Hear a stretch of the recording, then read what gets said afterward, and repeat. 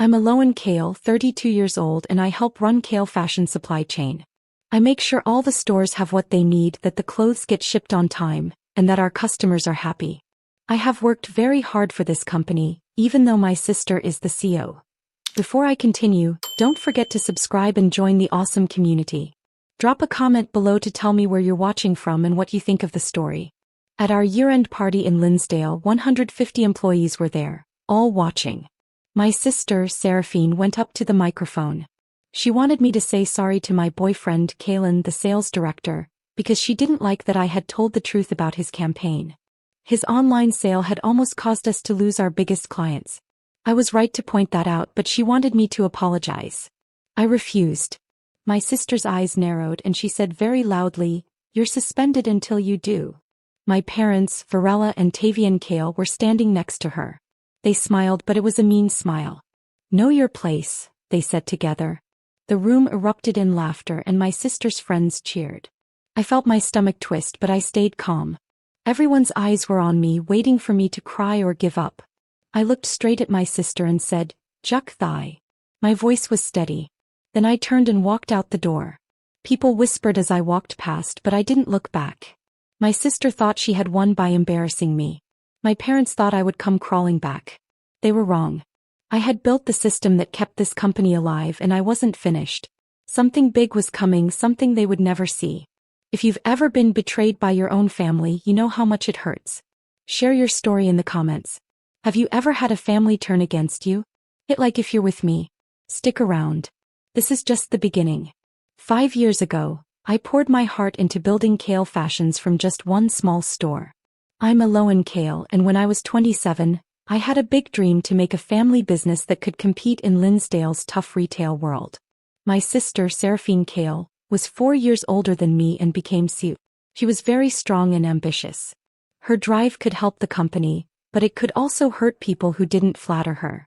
I designed our online ordering system. It helped us compete with big national stores. It tracked what we had in stock, made shipping faster, and kept customers happy. I worked very hard, coding it late into the night. That system was my sweat and energy, but my sister liked the spotlight, not the hard work. Seraphine made all the big decisions even when she needed my help.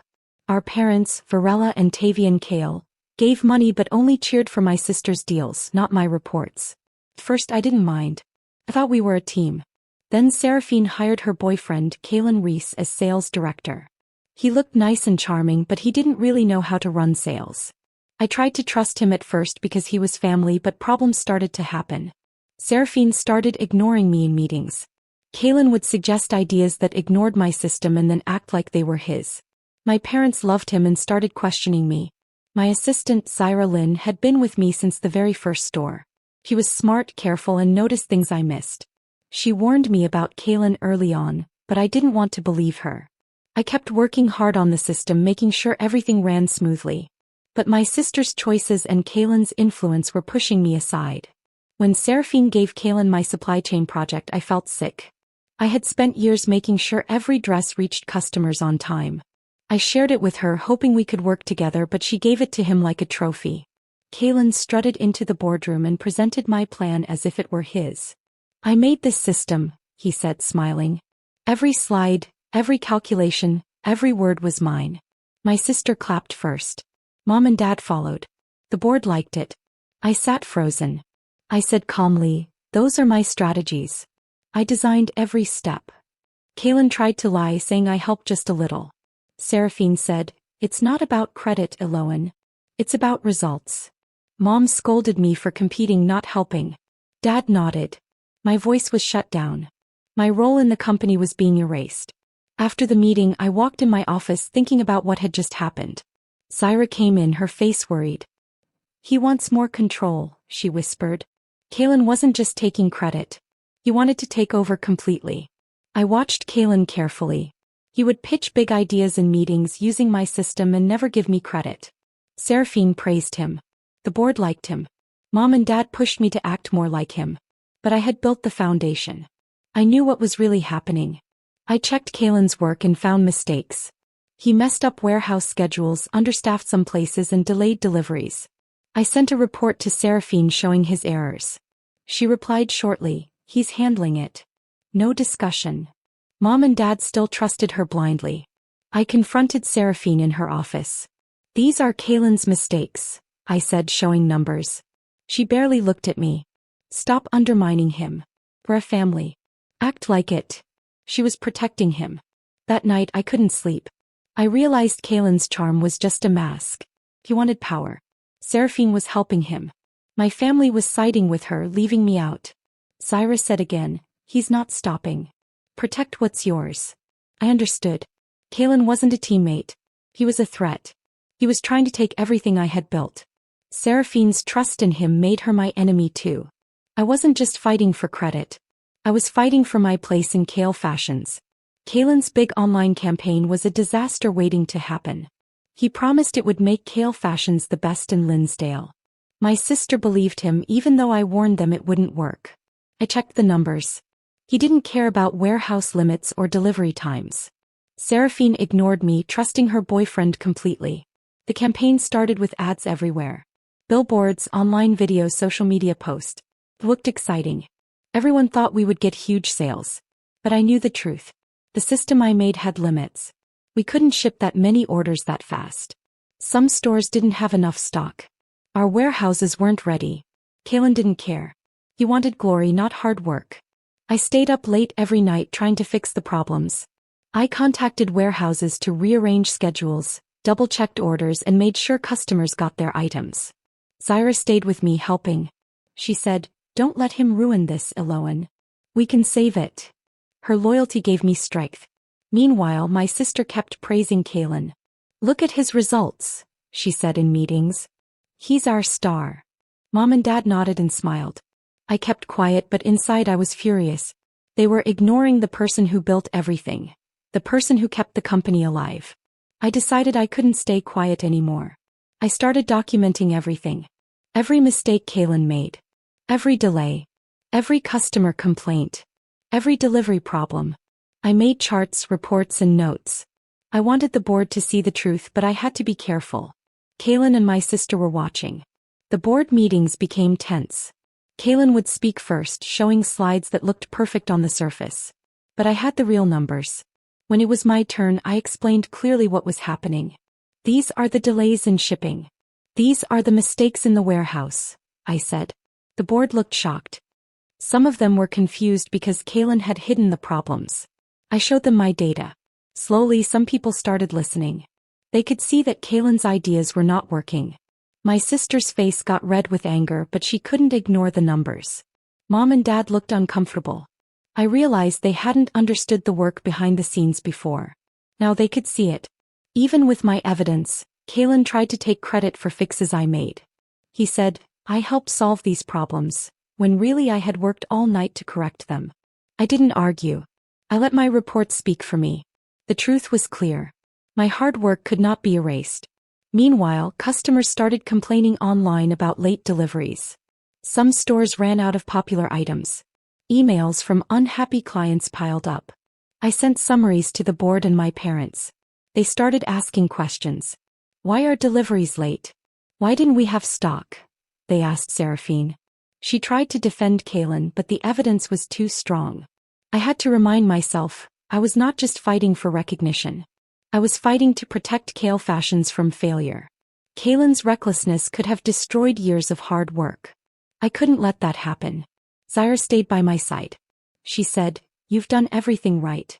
Don't let them make you feel small." Her words reminded me of my own strength. I had built the system. I had saved the company before, and I could do it again. Finally, after weeks of problems and reports, the board called a special meeting. They reviewed all the numbers. They compared Kaylin's campaign with my original system. The truth was undeniable. Kaylin had caused most of the problems. My work had prevented an even bigger disaster. My sister was furious. She tried to argue, but no one could deny the facts. My parents were quiet. They couldn't dismiss the proof anymore. For the first time, I felt a small victory. I didn't celebrate. I knew this was just the beginning. Kaylin's ambition would not stop, and my sister's bias would not change overnight. But I had learned something important. I was strong. I was not invisible. I was the backbone of this company. My family could try to push me aside, but I would always fight for what was mine. I had built Kale Fashions and I would protect it. I looked around my office one night, stacks of reports on my desk, emails waiting for replies. I felt tired but also determined. Something was coming, something big that my sister and Kaylin would never see. I smiled to myself. They thought they had power over me. They were wrong. I had the system, the knowledge, the loyalty of people like Zaira, and the truth on my side. Kale Fashions would survive and I would survive. This was my company. I was alone, Kale, and I was not done yet. Customers came rushing in all at once. Orders piled up everywhere, and then suddenly the system that ran everything stopped working. The warehouses were overflowing with boxes and shipments didn't go out on time. Angry messages filled my inbox faster than I could read them. Kaylin had guessed completely wrong about how many people would order. Because of his mistake, we didn't have enough workers or enough space for all the products. Our biggest clients, huge stores that had trusted us for years, were angry. They said they might stop working with us. I was exhausted, running only on coffee and sheer determination. Zaira, my helper and assistant, stayed by my side, rerouting deliveries and calming down upset customers. We worked all day and all night, switching between spreadsheets, phone calls, and frantic messages, trying desperately to stop the chaos from getting worse. The system I had built myself, the one I had spent years designing, was the only thing keeping everything from collapsing completely. Seraphine didn't notice any of this. She was too busy praising Kaylin in news articles and press releases. He gave interviews, telling everyone how brilliant the campaign was, not mentioning the disaster behind the scenes that Zaira and I were fixing. Zaira and I had to organize the warehouses, making sure the most important orders got sent first. We saved the key accounts, but it came at a huge cost. Overtime pay skyrocketed and many smaller clients walked away. I sent my sister a report explaining all the fixes and losses. Her reply was just one line. "Handle it, Eloan." No thanks. No recognition. Just 3 words. Mom and Dad were even worse. At a tense family dinner they tore into me. "Why didn't you manage the inventory better?" Mom demanded, waving her fork in the air. Dad piled on. "This is on you, Eloan. Poor leadership." I stared at them in disbelief. I had saved their precious company, while Kaylin's blunder had almost ruined it. Zaira's quiet presence at the office kept me grounded. Her updates were clear and precise. One night she handed me a revised shipping list. "We did it," she said softly. But my family and Seraphine didn't see any of that. Their words made me even more frustrated and angry. The breaking point came late one evening. I was sitting in the office, updating the online ordering system, tweaking the code to prevent another overload. As I dug through the files, I found something I had forgotten. It was a special clause, a rule I had embedded years ago when I built the system from scratch. It said that if I was fired unfairly, I could lock the entire system, stopping all operations. My heart raced. This wasn't just a technical file. It was power, a way to protect myself. I kept it a secret, holding it close like a tiny spark of hope in the haze of exhaustion. The next day, Seraphine called a staff meeting. Her boyfriend, Kaylin, was at her side. They stood in front of the whole team, talking about the campaign's record-breaking orders. Not a single word about the near disaster or the work Zaira and I had done to save the company. I clenched my jaw. Zaira caught my eye and gave me a small warning nod. "Stay calm," she seemed to say. My sister's speech was all about Kaylin's leadership. Her pride in him was obvious. Mom and Dad, sitting in the front row, nodded approvingly. I felt invisible. When I tried to bring up the clients we had lost, Seraphine cut me off. "Focus on solutions, not problems," she snapped. The meeting moved on, my voice drowned out. Zaira pulled me aside after the meeting. "They're rewriting the story," she said urgently. "You saved us, but they are giving him all the credit." Her words stung, but the file I had found burned brighter in my mind. I didn't tell her yet. The clause was my power, my leverage. It wasn't a plan yet, just a possibility, but it was mine. I buried my excitement and went back to the daily grind. Kaylin kept making mistakes, but Seraphine ignored my warnings. She still had faith in him. My parents didn't let up either. "You're not pulling your weight," Dad said to me one day at the office. "Kaylin's carrying the team." I wanted to shout at him.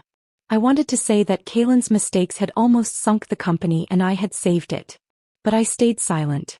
The secret file in the system was my silent shield. Zaira noticed my shift. "You're planning something," she said quietly. I didn't tell her yet. The clause wasn't a plan yet. It was just a way to protect myself. I kept working, making sure the system ran perfectly. The fallout from the campaign lingered. Smaller clients hadn't returned and staff morale had dropped.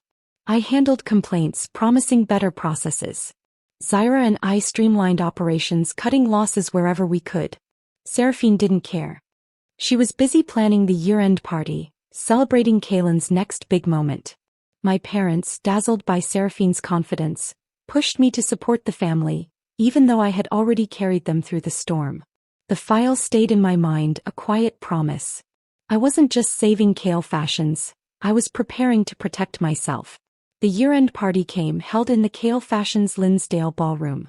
Bright lights shone over 150 employees, their chatter hiding the tension in the air. I stood near the bar, stomach tight, feeling like trouble was coming. Seraphine had been distant all week and Kaylin stuck close to her. The campaign's problems were still there. Warehouses barely recovered. Clients were cautious, yet they acted untouchable. Mom and Dad smiled at Seraphine, giving me none of their attention. Zaira caught my eye across the room, her nod steadying me. Seraphine took the stage. "Tonight we celebrate our resilience," she said. She praised Kaylin's leadership. The crowd clapped. I felt the room spin. Kaylin had almost ruined everything and I had saved the day, but no one knew it. Then Seraphine locked eyes with me. "Eloan, step forward," she said sharply. Whispers ran through the room. I walked to the stage, every step heavy. "You criticized Kaylin's campaign, undermining our team. Apologize to him publicly now," she demanded. The room went silent. Kaylin stood beside her, smirking.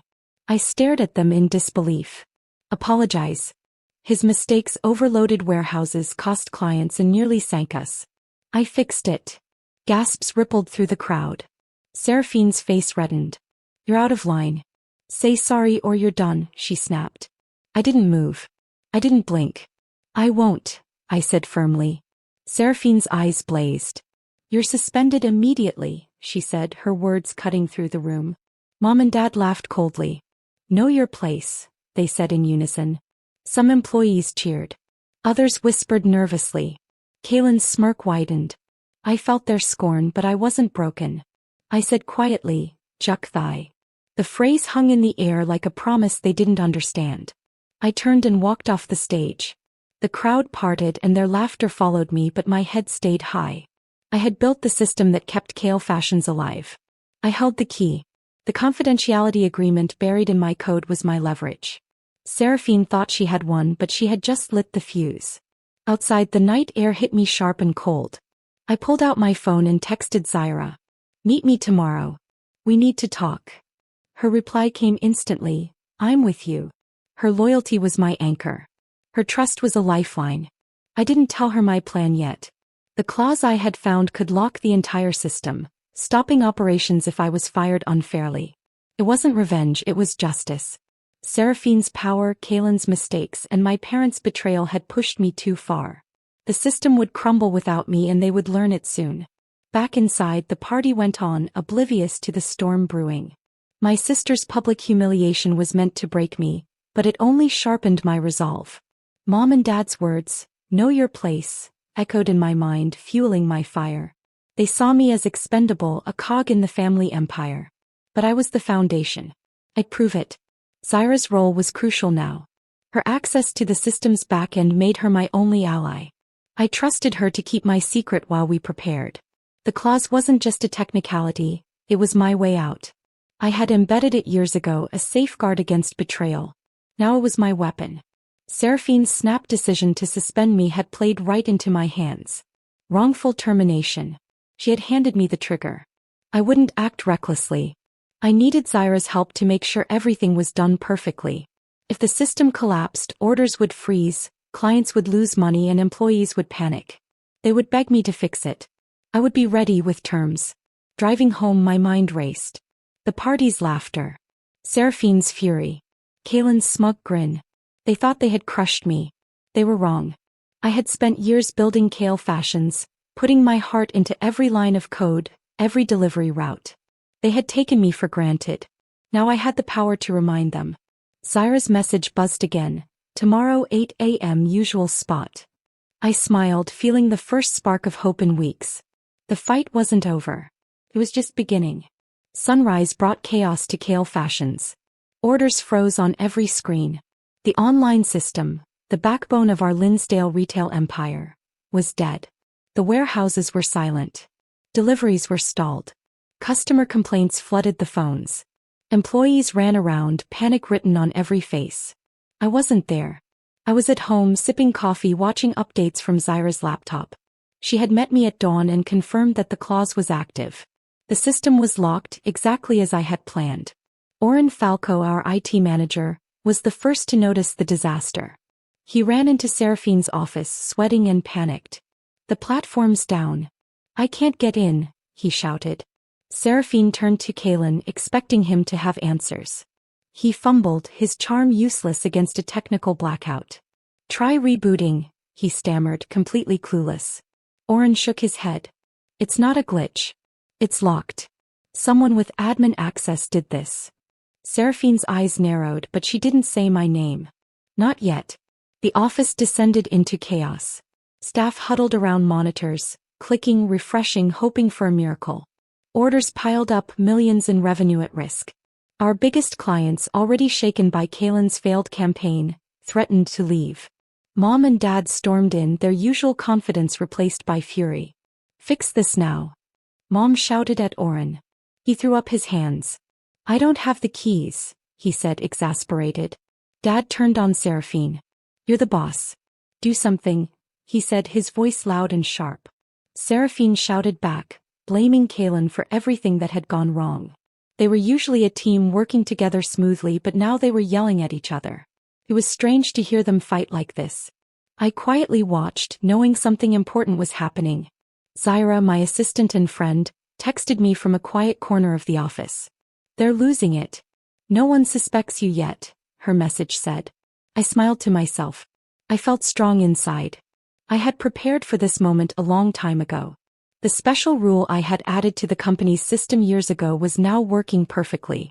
I had made it to protect myself if someone tried to fire me unfairly. It gave me the power to lock the system completely and no one could break in. I had turned it on after a company party with Zaira helping me. We made sure no one could trace the shutdown back to us. My assistant Zaira was very loyal. She was smart with computers and I trusted her completely. She knew how important it was to keep this secret. Seraphine, my sister, called a special emergency meeting over the speakerphone. Her voice was tight and nervous. Kalen, who was usually very confident and loud, sat next to her, quiet and scared now. Oren, one of the managers, said his team couldn't access any database at all. Mom and Dad were red in the face, angry and confused, asking for answers. "Who has admin access?" Dad barked, his voice sharp and tense. Oren hesitated. "Only Eloan and her assistant," he said quietly. The room went completely silent. Everyone froze. Seraphine's jaw tightened. She knew she had been outsmarted. Kalen tried to blame a hacker, saying someone else might have broken into the system. But no one believed him. The truth was closing in fast. Thessaly Draven, our company lawyer, was called and arrived carrying a heavy briefcase full of papers and contracts. Seraphine handed her the system documents and demanded a solution. Thessaly skimmed through the pages, her face serious and stern. "There's a rule," Thessaly said calmly. Eloan put it in when she built the system. If someone fires her unfairly, she has the right to lock the entire system. Suspension without cause counts. She is protected by this rule. Seraphine stared at her, shocked and angry. "She planned this," she hissed. Thessaly nodded. "Yes. It's legal. Eloan has the right to do this." Panic started to spread through the room. Seraphine grabbed her phone and dialed my number. I let it ring, enjoying the moment. When I answered, her voice was a mix of anger, frustration, and pleading. "Eloan, unlock the system. You're destroying the company," she shouted. I stayed calm. "I'll think about it," I said quietly without any fear. "Set up a board meeting. We will talk about solutions," she sputtered. She was not used to having to negotiate or compromise. "This is blackmail," she shouted again. I didn't move or show any fear. "It's business," I said simply and hung up the phone. Zyra sent me another message. The board meeting is scheduled for tomorrow, she said. The office was still in chaos. Customers were furious online, leaving angry messages and complaints everywhere. Suppliers refused to send more goods because no one could process payments. Kaylin tried to fix things by using paper logs and writing orders manually. But it failed. The company's operations were completely paralyzed. Mom and Dad began blaming each other. You trusted him. Mom shouted at Dad. You pushed her out. Dad yelled back at Mom. Their empire, built on the system I had created, was falling apart. They had no one to turn to but me. Zyra kept me updated with secret messages. She was my lifeline, my connection to the chaos in the office. Her role in the shutdown was a secret. No one knew she helped me. Thessaly's confirmation that the rule was legal gave me a shield. No one could touch me. Seraphine's call had been her first surrender, but I wasn't finished. The board meeting would be my stage. It was my chance to show everyone that I had built Kale Fashions from the ground up. They would finally understand its true value. As night fell, the crisis deepened. Social media buzzed with angry customers complaining about the company. The stock price was dropping quickly. Seraphine, Kaylin, and my parents were trapped. Their confidence was gone. I sat at my desk reviewing the clause's details, preparing my terms. Zyra's final message came through. They're scared, Eloan. You've got them, she wrote. I nodded. My path was clear. The boardroom would decide everything and I held the key. I stepped into the boardroom with calm I hadn't felt in years. The long mahogany table was surrounded by tense faces. Seraphine sat at the head, her eyes bloodshot from sleepless nights. Kaylin slouched next to her, his usual confidence gone. Mom and Dad avoided my gaze, embarrassed and powerless. Kyvon Strider and Lyran Vex, board members who had quietly supported me, nodded subtly as I entered. Zyra stood by the door, my assistant and secret ally. The system lockdown had brought Kale Fashions to its knees and I held the key to bring it back. Seraphine spoke first, her voice strained. Unlock the system, Eloan, she demanded, holding a stack of complaints from angry clients. You've made your point, I said quietly. My point, I explained, is that I built this company's foundation and you threw me out. You removed me from something I worked so hard to create. Seraphine's jaw tightened. She had no reply. Kaylin muttered something about sabotage, but I ignored him. I turned to the board. I have terms, I said, my voice cutting through the silence. Kyvon, a veteran in the retail industry, leaned forward. Let's hear them, he said. Illyra, a financial strategist, nodded, pen poised over her notepad.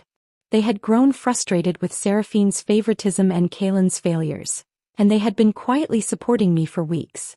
I laid out my demands. First, Kaylin was to be fired immediately. His mistakes and incompetence had cost the company millions of dollars. The room froze. Kaylin's face turned red with anger. You can't do that, he sputtered. Kyvon raised his hand. The board can, he said, looking at Seraphine. Seraphine's hands shook. He's an asset, she insisted, her voice wavering. I pressed on. Second, Seraphine would step down as CEO. She would become an advisor with no voting power and no control over the company. Gasps filled the room. Mom shouted, You're destroying this family. Dad added, This is our legacy. You chose him over me, I said calmly. You erased my work. Now I am saving what I built. Illyra scribbled notes, her face serious but attentive.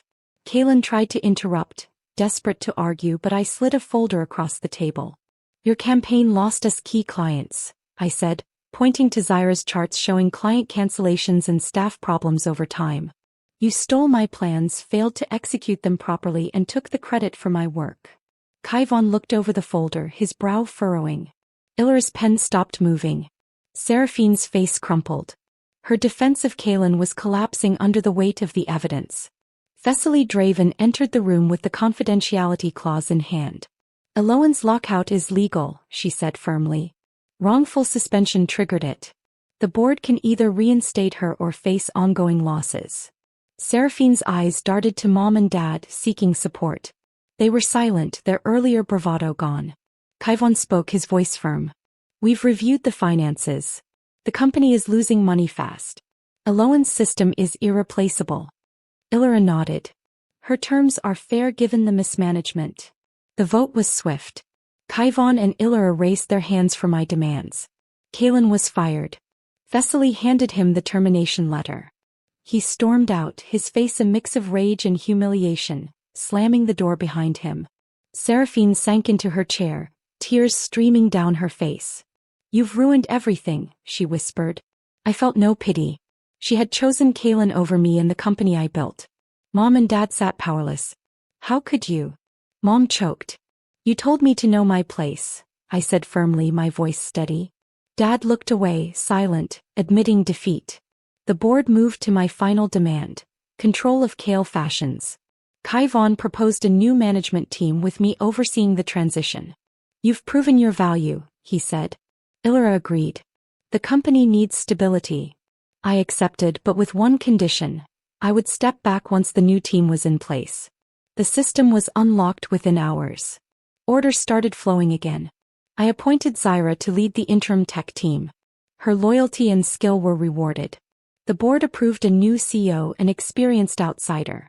Seraphine, now an advisor, left the room quietly, powerless. Mom and Dad had no influence. The company I had poured my soul into was safe, but it no longer felt like home. Walking through the office, employees whispered. Some nodded at me with respect. Others looked wary, unsure of what I might do next. Zyra caught up to me, her eyes bright. "You did it," she said softly. "We did it," I corrected.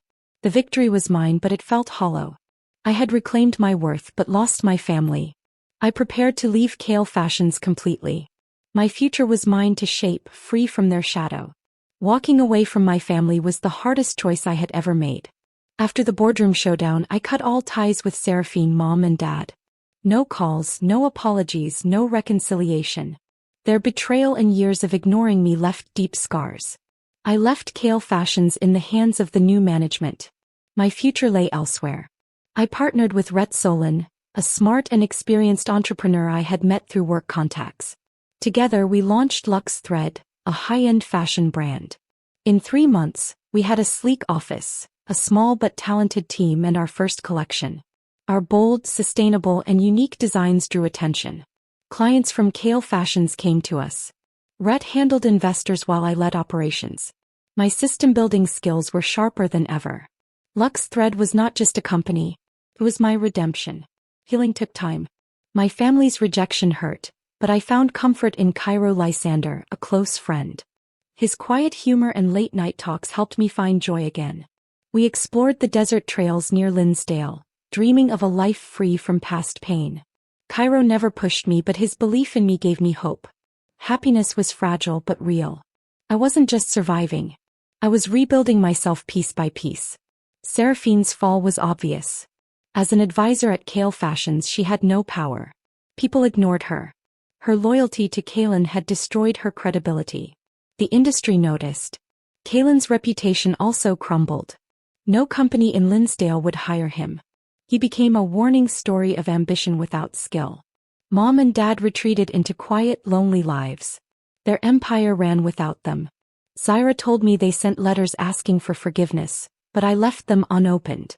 Their words still stung. Know your place. They had lost their daughter. No apology could fix that. Luxe Thread grew successfully. Our second collection sold out. National stores noticed us. Rhett and I planned to expand beyond Arizona. Zyra joined us, shaping our online platform. She thrived, free from Kale Fashion's chaos. Cairo celebrated every milestone with me, proud and supportive. I stood taller. My confidence was no longer tied to my family's approval. Looking back, I saw the cost of their betrayal and the strength it gave me. I had built Kale Fashions only to watch it twisted by their greed. Leaving was not escape. It was freedom. I learned to trust my worth and stand strong. The industry respected me now, not as a Kale but as a Loan, the woman who turned pain into power.